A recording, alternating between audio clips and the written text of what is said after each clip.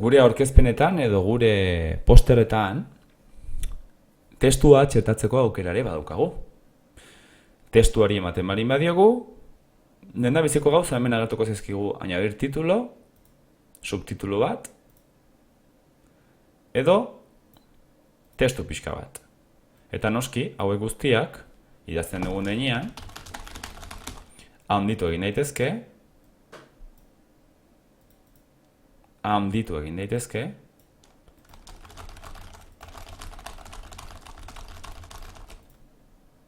edo txikitu egin daitezke.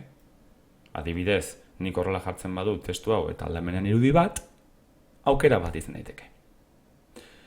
Era berean Canvak aukera ematen du, hauetako hemen ezkerrean dauden nolabait plantilla ezberdinak erabiltzeko. Adibidez, honi ematen baldin badiot, begiratu ze plantilla txertatzen didan. Guk egin behar duen gauza bakarra da, hau aldatzen joan. Hauek ere guk sortu ditzakegu.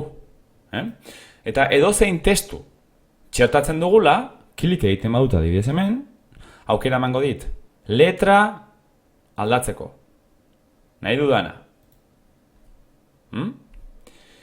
Emango dit aukera, tamaina aldatzeko. Kolorea aldatzeko.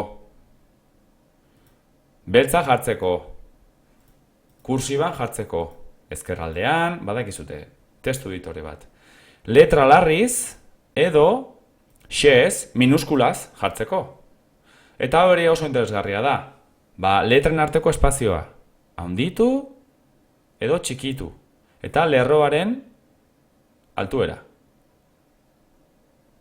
Eta beti bezala, hau kopiatu nahi baldin badugu, beste horri batean txertatzeko adibidez, aukera hori ere badago.